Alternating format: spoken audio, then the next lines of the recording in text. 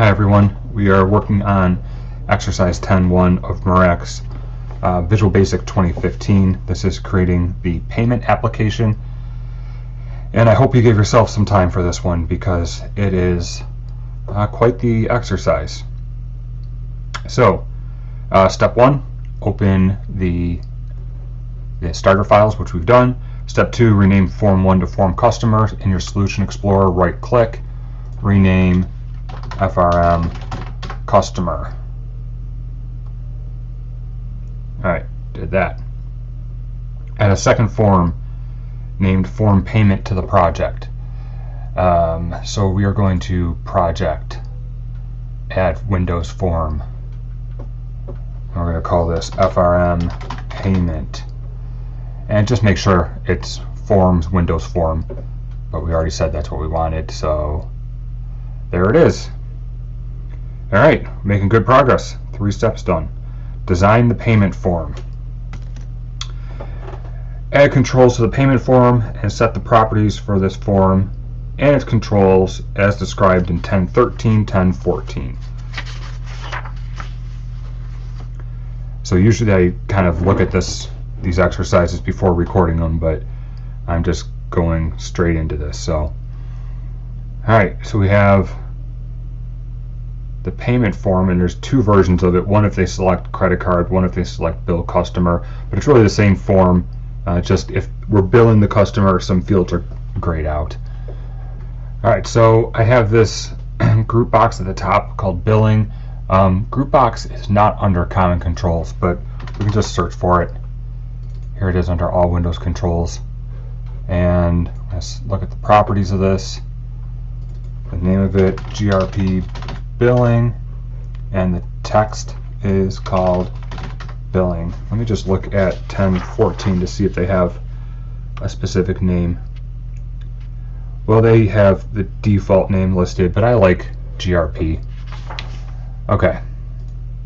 And then inside of the group box, which will make it look like this, we need a couple radio buttons. So this first one here, I set the properties. This is going to be called, what is this going to be called? This is RDO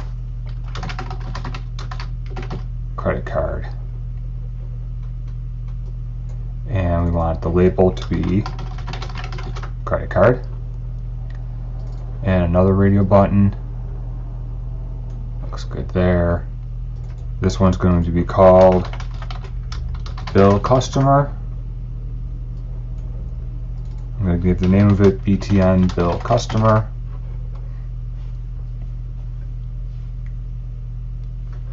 Alright, we need a label now.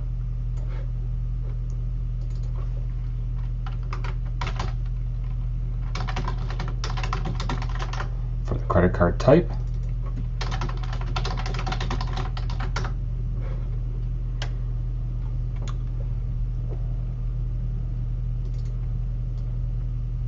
And there's a list box for the credit card type. Need another label.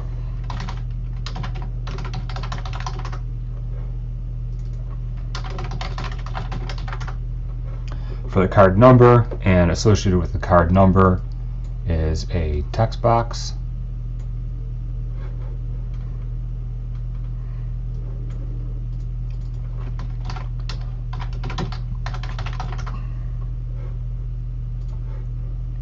Forgot to change the name of my list box. This is LST credit card type.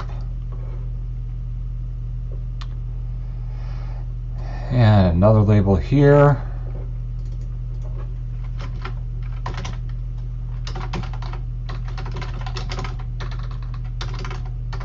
LBL expiration date. Expiration date, we're going to use a couple drop downs or combo boxes to build that.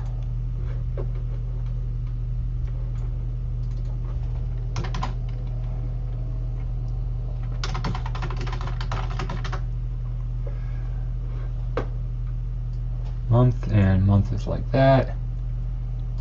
Another another combo box.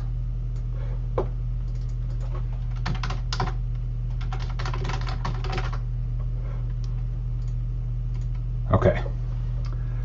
And then we need a checkbox, doing all sorts of things in this form.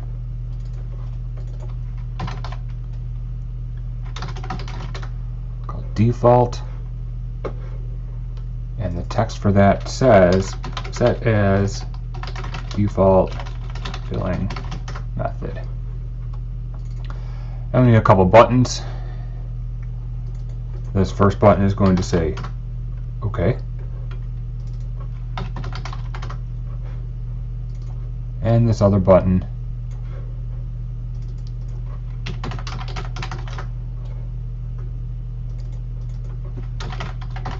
is going to say cancel.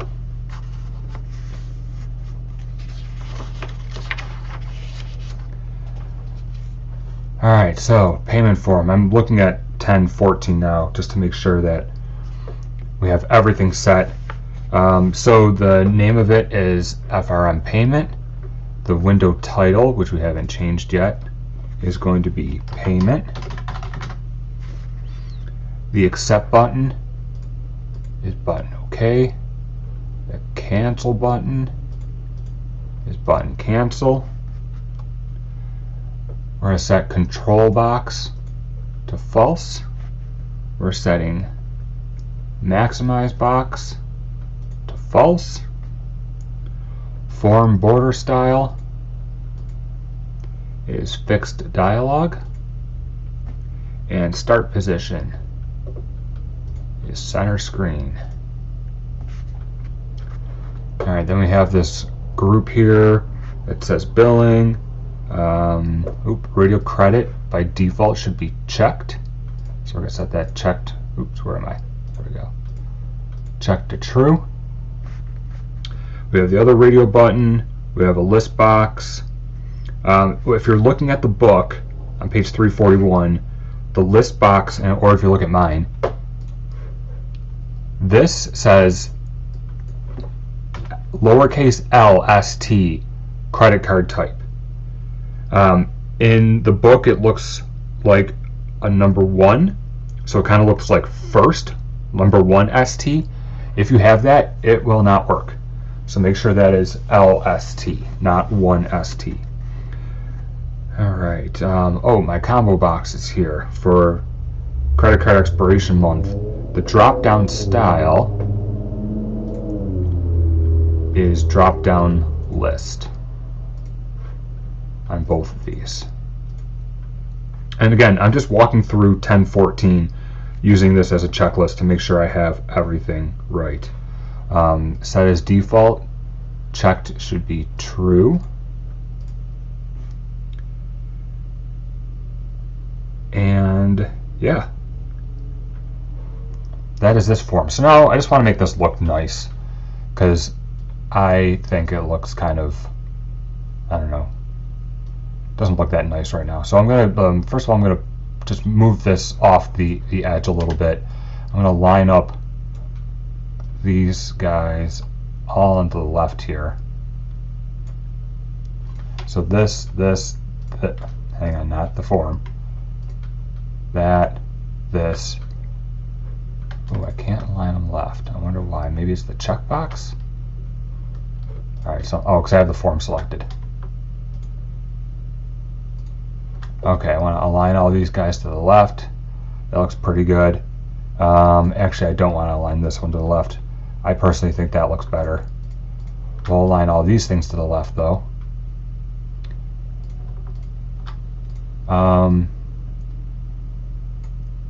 These two, I don't know. I'm just going to kind of make it look what I think looks good.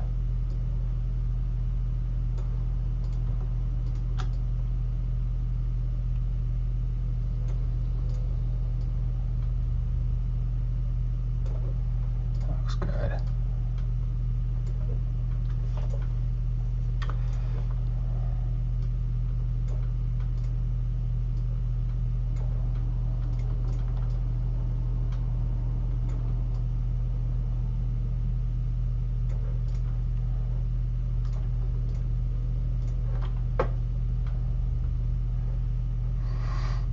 always get that one wrong. Make vertical spacing equal. There we go.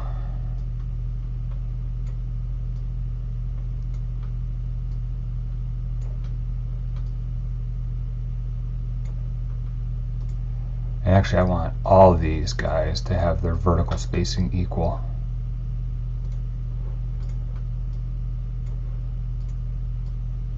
Now, am I being picky about this? Yeah. But these are the types of things that clients look for.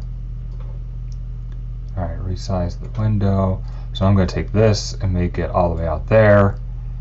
And then, oh yeah, we'll line those up like this.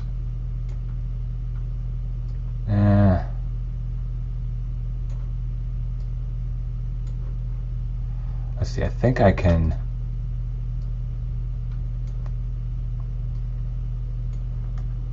I want these two to use up all that available space.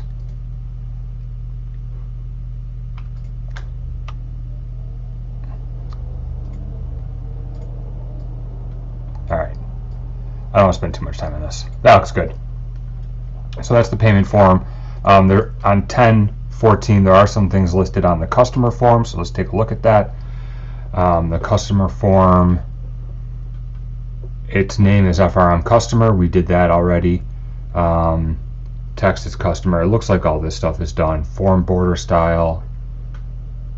Form border style is, oh, this should be fixed single. The combo box, this box here is CBO names. Drop down list, that looks good. This label, what label is this? Probably this one. That's label 1.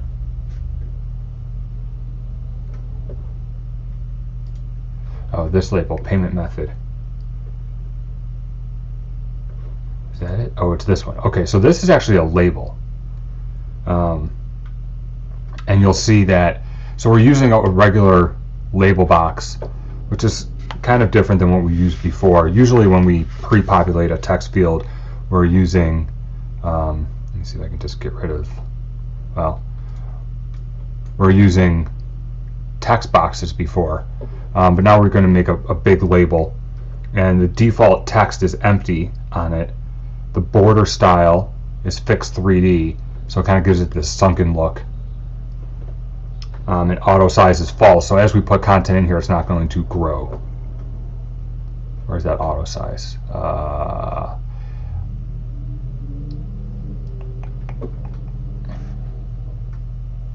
Auto size false. Okay, then we have some buttons, save, exit, all that stuff. So I believe we are done with 10.13, 10.14. Step 5 says use tab order view to set the tab order for the controls on the payment form. So if we're going to go to view tab order. Now if this didn't work for you, you need to go to Tools, Options, Environment, General, and Optimize Rendering for screens with different pixel densities. You need to uncheck this. For some reason, if this is checked, your tab view doesn't work right. Okay, but I already have that unchecked, so my tab view looks good. My tab order is 0, and then these guys 1, 2, 3, 4, 5, 6, 7, 8, 9, 10. That's because that's the order that I built my form. You know, if you built your form in a different order, you're going to need to reset your tab view. So I can, actually I'm going to do that now. I'm going to just screw things up with my tab view.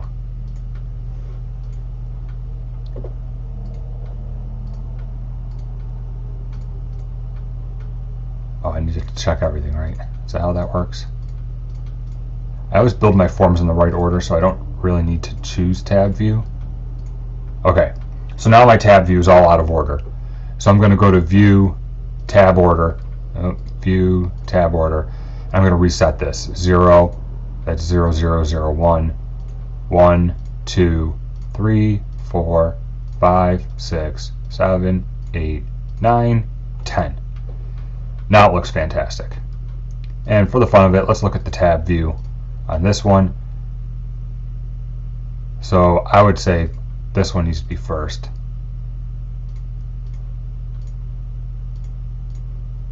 There we go. Okay. So that was step 5. Step 6. Generate the event handlers for the load event of the customer form, for the closing of the form, and the click event of all 3 buttons. This is for the customer form. So I'm going to turn off my tab order. I'm going to, on the customer form, hit F7 to go to code view.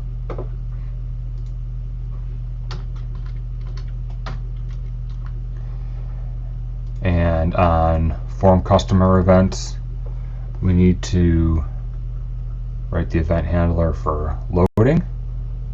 When this gets loaded, what are we going to do? For the closing of the form,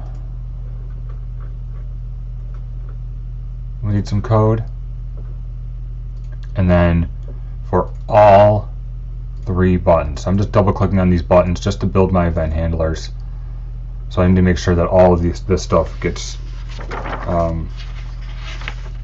filled in. So you can probably hear me flipping through the book. The book's on pages 342, 343 gives you the code for the customer form. I will sort of walk you through it as we do this. Let me just see.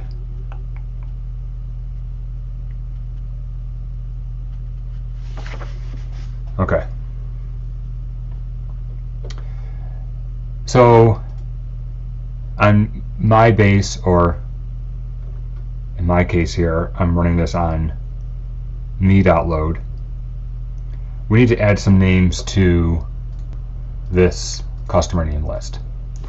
So I'm going to cbo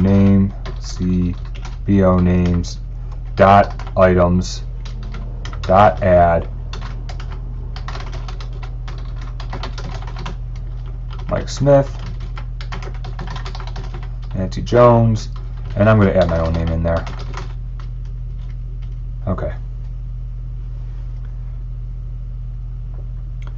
So that is the MyBase load. On where do we want to go next?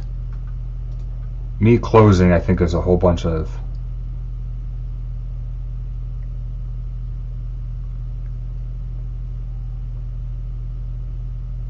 stuff going on. Let's see. How about exit.click? Let's start with that one. That's an easy one. Me.close. Alright, so I guess the next logical one would be the select payment. I'm just going to move this so it makes a little bit more sense. Actually, I'm going to put all of these in an order that makes sense to me.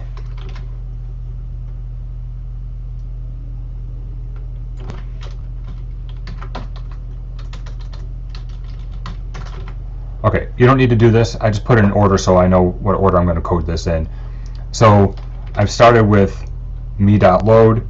If I run this application, the customer form should load and some names should be added to this drop down. And it was. Cool. Nothing else happens. I guess I could have clicked on the exit button because that does me.close. But now we're going to write the code for button select payment dot click. And what we need to do is we're going to have this variable called payment form, and this is a new payment form. So this is referencing this class. So it's kind of weird when you look at it this way, like, oh, we're making a new version of this payment form, which is this thing. But if you look at the payment form, it's public class form payment. So that is, actually a class, and we're making a new instance of that class.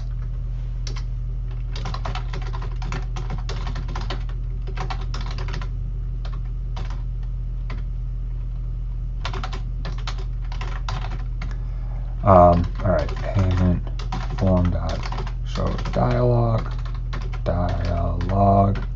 And I'm taking this code directly from page 342 of your book. And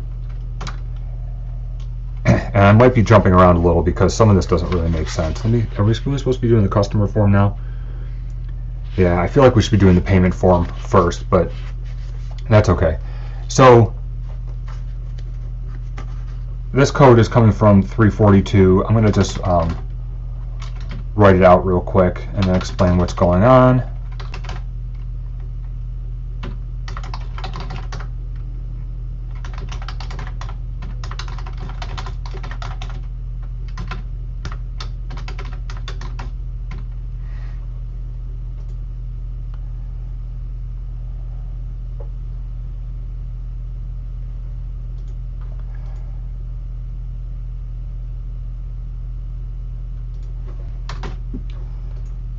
Maybe if we did that right. Okay. And what's wrong with this one? There's really nothing wrong with this except I kept missing the equal sign. Okay. So we're gonna make, when I click on this select payment, it's going to open a new payment window. Payment window is going to do things, and it's going to return this tag. Also, when we close it, it's going to present a dialog box, and we're going to capture what the dialog box answer was. It's going to return this tag, and then we're going to convert the tag to a string and put it into the text field of the box. So I want to stop here, and I want to switch over to the payment form, because logically that makes sense. I don't think it makes much sense if you coded this just top down. And we need an event handler for when this thing loads. So when you load the payment form, we need to do something. So we need to add the credit card type. Let's credit card type dot items dot add Visa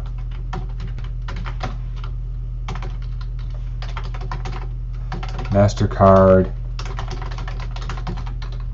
American Express. Oh, we don't have Discover. We don't accept Discover cards. That's it. And by default, the selected index of this is equal to 0. So by default, it's going to select Visa.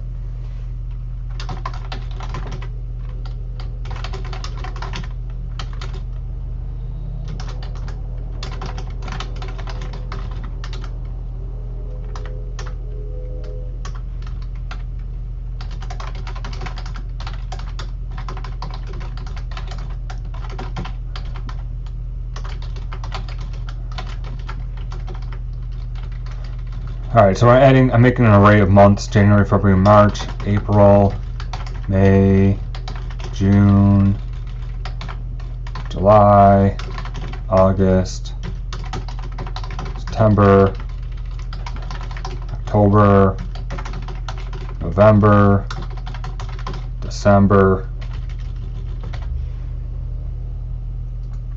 Okay, so there's my array of months. What's nice about this is, remember, arrays start counting at 0. So select a month, ... is 0.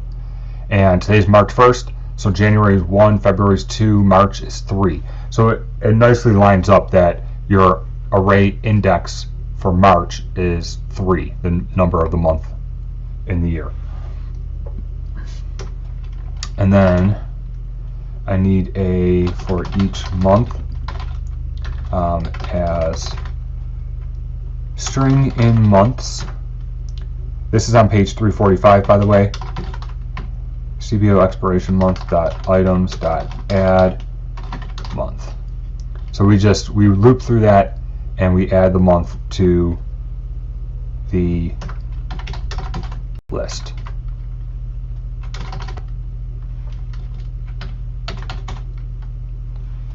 Alright, so we populated the months, and then we're going to do the years. So I'm going to do years a different way than what the book does. I'm going to try it at least a different way. I'm going to start by saying CBO expiration year dot items dot add and select a year. So I agree adding that thing, but then what I want to do is I want a for loop, loops for next, for, I'm going to say I as integer equals, I need this year, because our expiration year can't be less than this year. So in that case, we're going to run datetime.today.year, and I don't know, maybe we want to go all the way up to 8 years from now, which I think is a little short. Maybe we'll go 20 years from now. I don't know how far out credit cards can expire. But then I'm going to add to my list I, and just for the fun of it, I'm going to convert it to a string. And I'm going to take this, and you notice I do a lot of copy paste because I don't like typing things again and again. So I just took this line, copied it over here, and just changed the expiration year. And that's it. So right now, if we look at the customer form, when I click on the select payment, it's going to be a new customer form. When the customer form, I'm sorry, new payment form, when the payment form loads, it's going to add these credit card options, it's going to build the month drop down, and it's going to build the year drop down, hopefully. So I'm going to hit select payment, and there we go. These are populated now, and my drop downs are populated.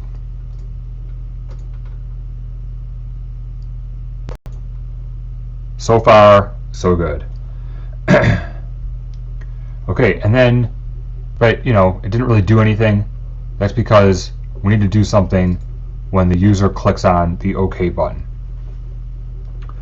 When the user clicks on the OK button, I'm going to say if is valid data, then me.save data.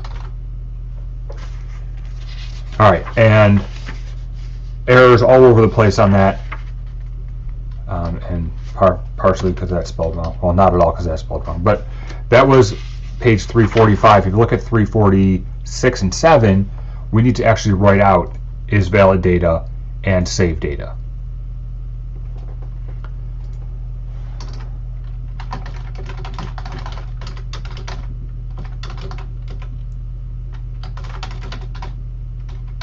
And I'm going to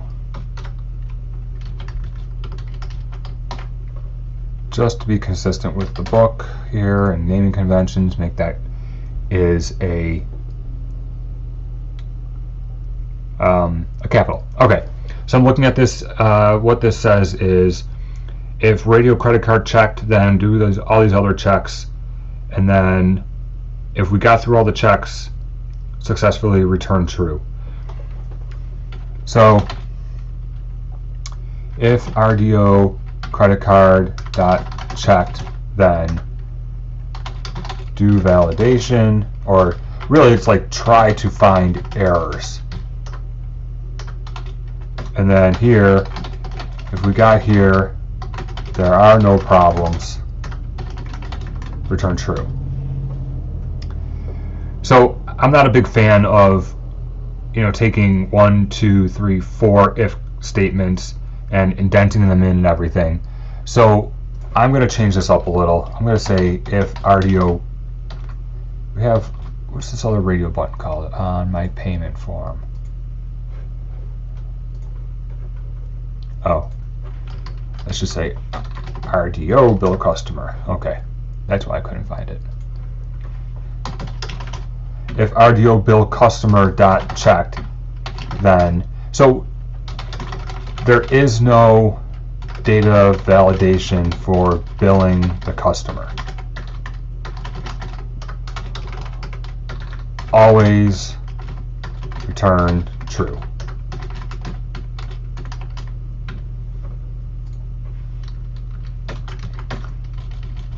So at this point, we can assume that credit card is checked. And if you're following along, everything that's indented on page 346, if list credit card type is -1, then blah, blah, blah, all that stuff, we're able to move it in a level. So I still need to write all this out though. So if list credit card type dot selected index is equal to -1, then selected index of -1 means they did not select a credit card type.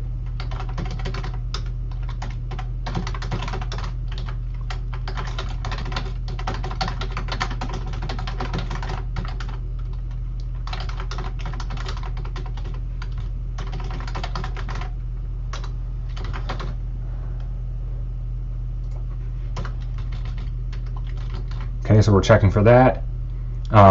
We need to check if txt credit card number dot text is equal to nothing, then you must enter a credit card number, and I'm going to focus the user's input there. I'm going to say if CPO expiration month dot selected index is equal to 0, then you must select credit card expiration month. And you know where this is going. Need to check the year as well.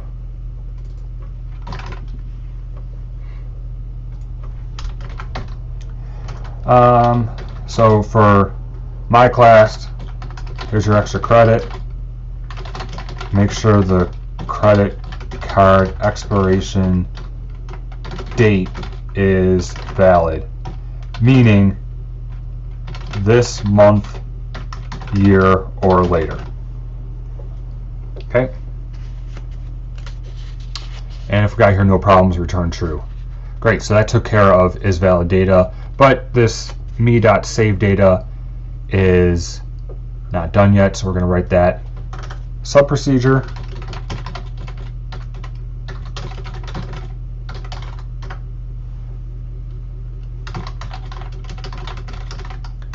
So in this case, saving data is building a string based on what the user chose and kind of returning that to the parent form.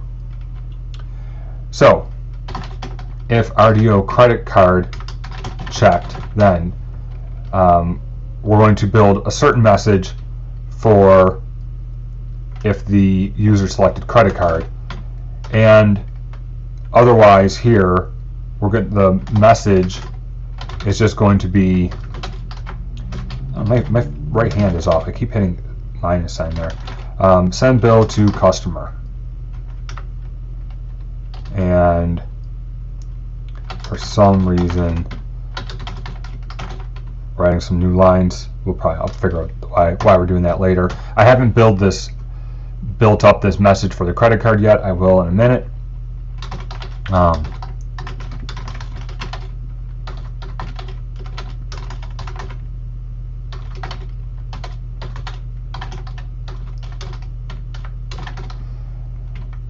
So I'm just saving the checked value or the checked state of the default billing checkbox. I'm saving that into as is default billing. No matter what now, we're adding on to the message default billing.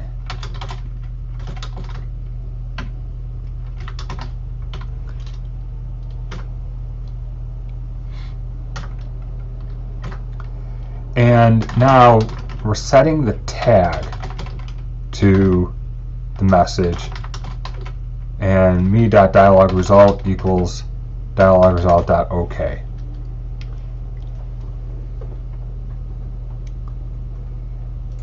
Alright, and finally here I'm going to build the message.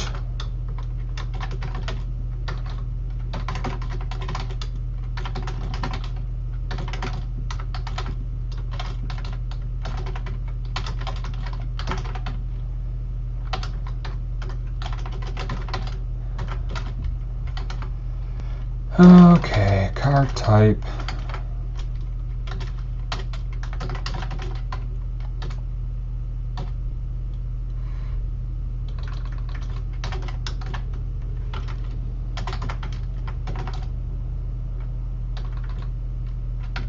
LST credit card type .text. So previously we were using LST credit card type selected index that told us which item of the list of these items were selected, so 0, 1, or 2. But down here we're using, where was I? Right here. TXT credit card type .text. This gives us the value of the item that was selected. So Visa, MasterCard, etc.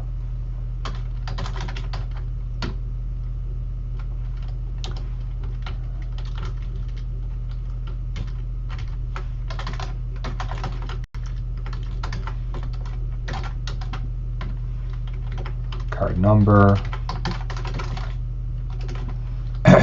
expiration date,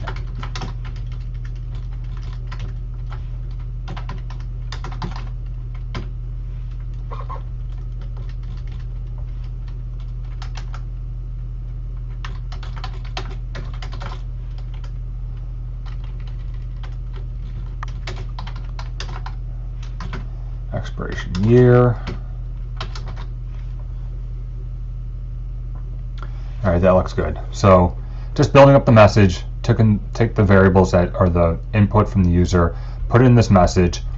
We're going to set the tag to be the message so that when I hit OK, the tag can be read back by the parent form.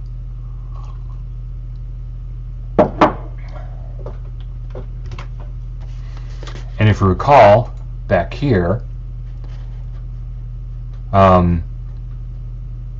well, if we look here again, nope.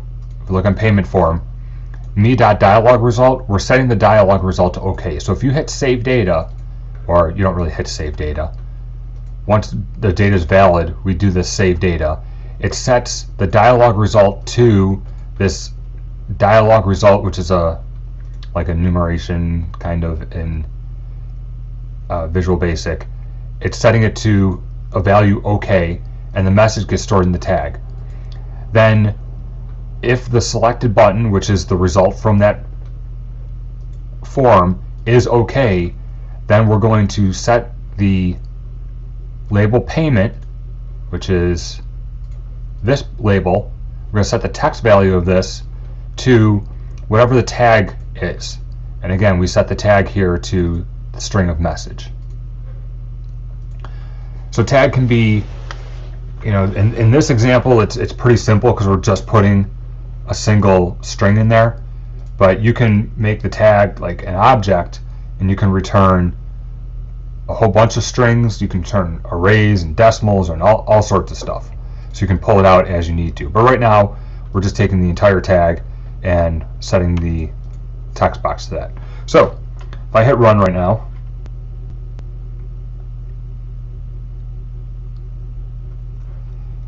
I'm going to choose Eric Nagel, hit select payment. I'm going to say OK. It's going to say I need to enter a credit card number. So this is my data validation, which is working great. You just select a month, so I'm going to do that. I hit OK. So when I hit OK, if you remember, we're back here now. Once I hit OK, button OK.click, we check to see if the data is valid. You saw that happening. And then me.saveData. This is our own sub-procedure. And in this case, we build this string up. We take the string, put it in the tag, and we set the dialog result to the value OK of the dialog result. And then in the customer side, what we do is we check to see, do they click OK? Well, they did click OK. And we're going to set the text of the label to whatever that message is. So I hit OK, the text of the label right here got filled in. Alright, so far so good. And I know I've bounced around a little bit, but I feel like it made more sense to write out what this is and then go back and fill this part out. We're not done though, because selecting save doesn't really do anything yet. So I'm going to jump back to page 342 and let's see, button click dot save. I'm going to say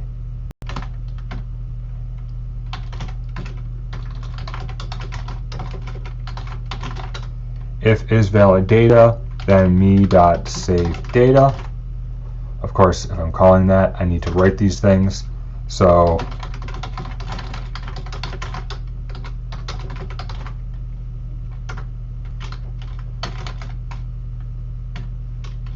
is valid data is a Boolean.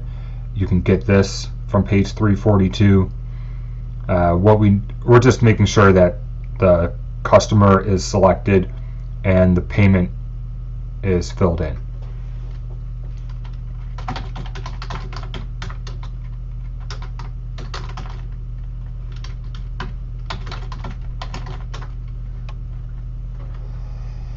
And I'm either lazy or efficient.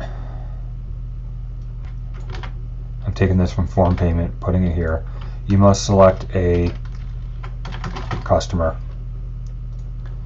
And I take this one, and it's LBL payment. You must enter payment details.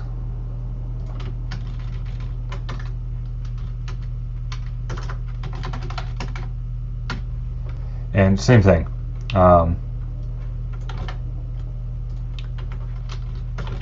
If we got here, there are no problems. So this does our data validation. If we look at the customer form and make sure that there's a customer selected here and that the payment information is filled in. So let me see here. One of the things that's kind of scary if you think about it is I can, hang on, comment this out. I just want to show you something real quick here. I can choose Mike Smith and enter the payment information and then switch to Eric Nagel and hit save, and it would save it. So I don't really like that. So I would, when this drop down of names changes, I would say LBL payment.text. I would clear that out. So this way, when you choose Eric Nagel and you put in this stuff, if I hit save, that's great. But if I choose Mike Smith, it wipes that out. I think that's better. We'll enhance this as we go along, but these are the kind of things you need to think about when you're building these applications. All right, and me.save data.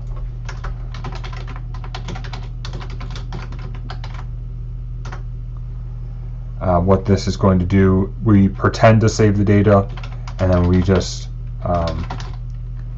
selected index as -1, so we reset that. LBL payment.text is nothing.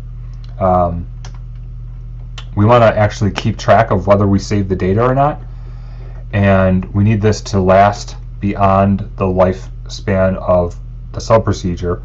So I need a module level variable here, is data saved.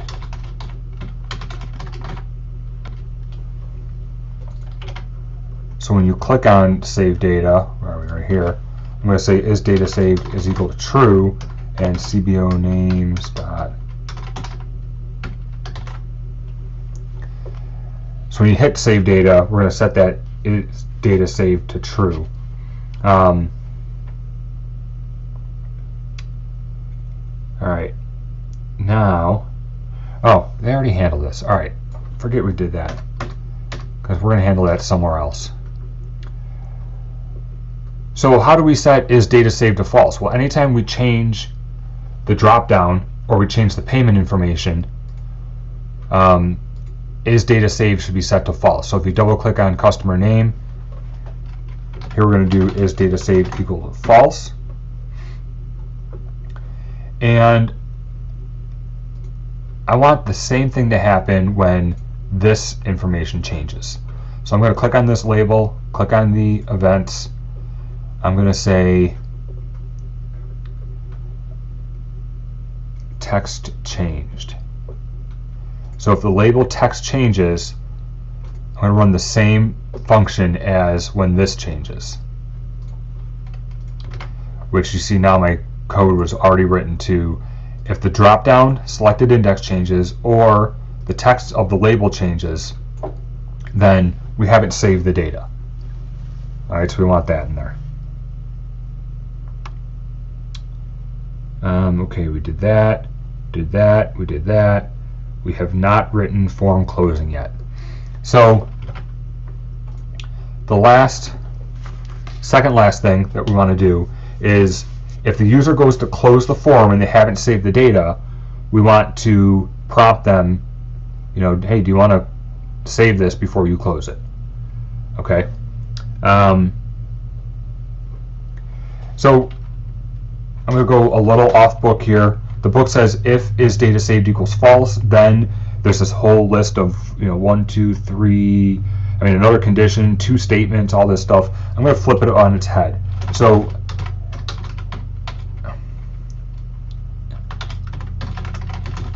this is what the book says. If is data saved is false, then do a whole bunch of stuff. And I don't like that. Okay, so I'm going to flip it on its head.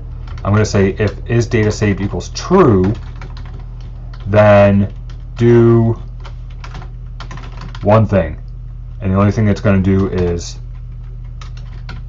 exit sub. If the data is saved, we don't care about anything else. We're happy that data is saved, and we allow the user to close the application. And let's make this a little bit better. Instead of saying if is data saved equals to true, we can just say if is data saved, then exit sub. Alright, so at this point, the data is not saved. Alright, we want to stop the user from exiting. So I'm just going to create this form contains unsaved data.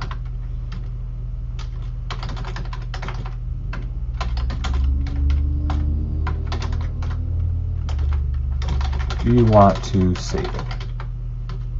So just a simple string, and then I'm going to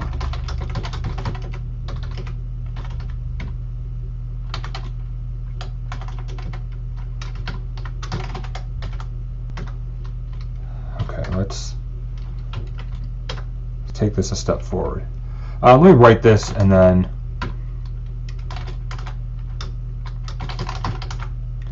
so messagebox.show takes a message, the form or the pop-up title, but what we want to do here is we want to add some buttons, and I want to give them the option to say, right now the message says this form contains unsaved data. Do you want to save it? Yes, no, cancel. If they click on yes, we want to save the data. If they click on no, we're not going to save the data and we're going to exit. And if they click on cancel, we're going to stop closing the form. Okay, and we take the answer to this as a dialog result, and we're going to store that in button. Kind of don't like the answer button or the name button. I want to call it answer because that's what the user said. Okay, and while we're at it, we're going to add an icon. We're going to give them the warning icon. You can look, you see all these different icons, but this is a warning. We're saying, hey, your dialog box or your form contains unsaved data. So we capture what they choose, their answer, yes, no, cancel, in this answer variable. All right. So I'm going to say if answer is equal to dialog result dot yes, then. So if they said yes, we're going to have if is valid data. We want to make sure the data is valid before we save it.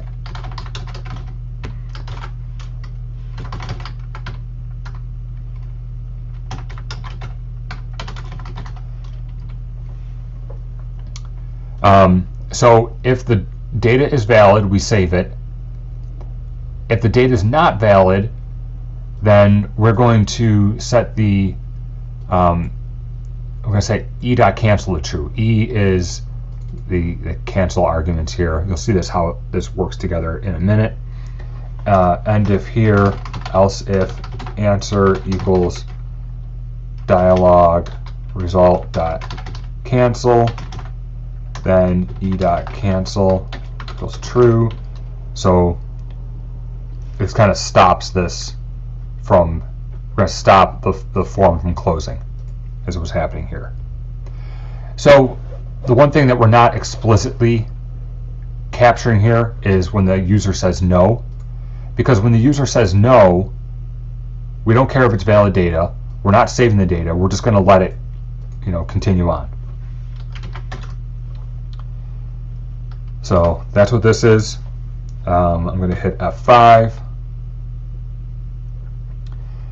So I'm going to choose myself. I'm going to say American Express, put some information in here, and then I'm going to hit exit. So when I hit exit on the customer form, where is that now? That's right here. Button click exit closes the form. Now when I start closing, if the data is not saved, which it isn't because I already, where's that? Right here. As soon as I chose a new user, or as soon as the label changed, is saved data is false. So when I hit exit, the data is not saved. So it should give me this message box that says, hey, your form contains unsaved data. Do you want to save it?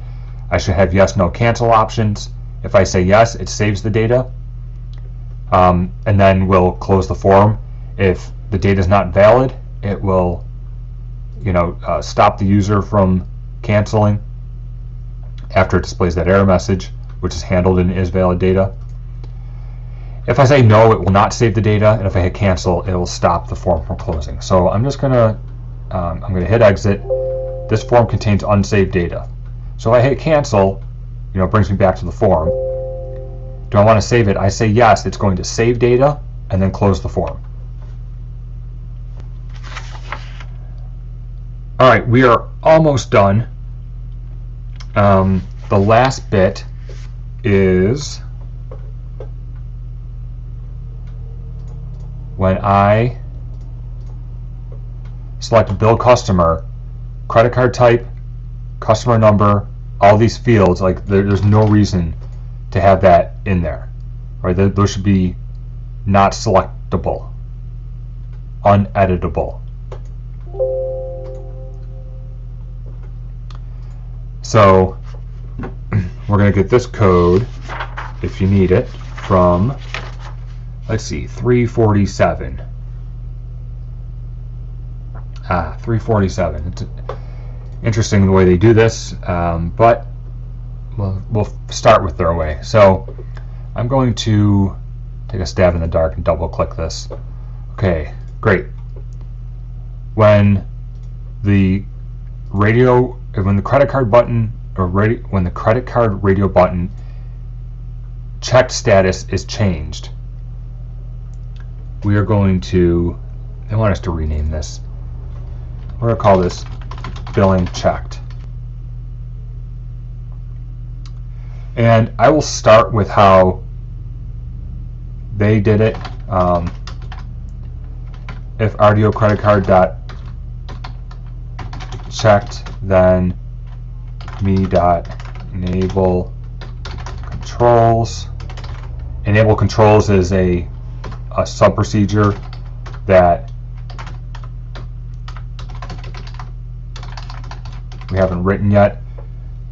And then if radio button is not checked, we're going to disable controls. So really, if credit card is checked, that's true. And then we want to set the enabled status of 4 different form objects to true. And if credit card .checked is not checked, then the value is false, and we want to set those enabled statuses to false. So what we can do instead of this, we can say lst credit card type dot enabled is equal to RDO credit card dot checked. So I'm going to get rid of what the book wanted me to do, and I'm going to have 4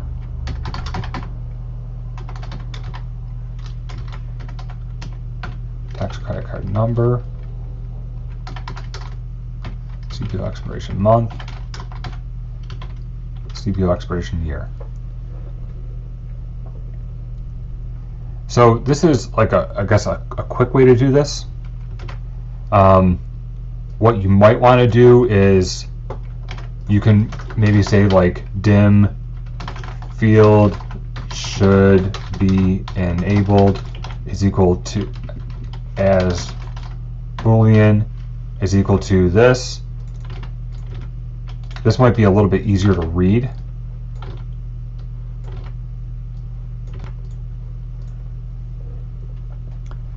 So the field should be enabled if the radio button for credit cards is checked.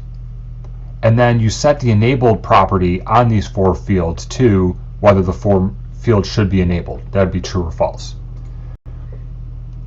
When I run this, I select a customer, hit select payment, bill customer, these are grayed out now. I can't do anything with these.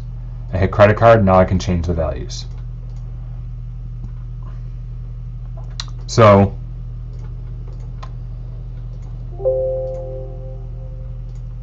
that's kind of a quicker way to do the code that's on 347. I think this is a little bit cleaner.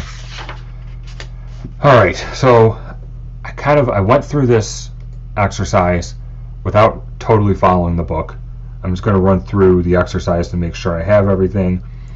It wanted us to add controls to the, we did 1013, 1014, we did the tab view. Step 6 is event handlers. The module level is data saved variable. We did that and all the code. The event handler named data changed for the selected index change or the customer name combo box. So we kind of did that. They want us to call this data changed. That makes a little bit more sense. And we also wire that to the text changed for the label, which sets is data saved to false. So that was step 7. Add save data and is valid data procedures. We did that. Test the customer form. That works. Load for the payment form. We just did the check changed, billing checked on the credit card radio button. Now, you know, we only needed to do it on one of these 2 radio buttons, because if you select credit card, then this changes to true. And if we select bill customer, then this still changes to false. So no matter what, credit card radio button changes, no matter which of, because there's 2 radio buttons. If there were 3 radio buttons, we'd have to do it differently, but because there's 2, we don't need to. Enable controls, disable controls, we did that just with a few lines of code here. Is valid data, save data, we have that. And test to make sure it works. So there's definitely some more things you can do. Like I mentioned, for my class, extra credit, make sure the credit card expiration date is valid, that it's a month or year in the future, you can put in checks to make sure that the credit card number is a certain length, or there's even algorithms out there to figure out the credit card syntax. But that was all of 10.1.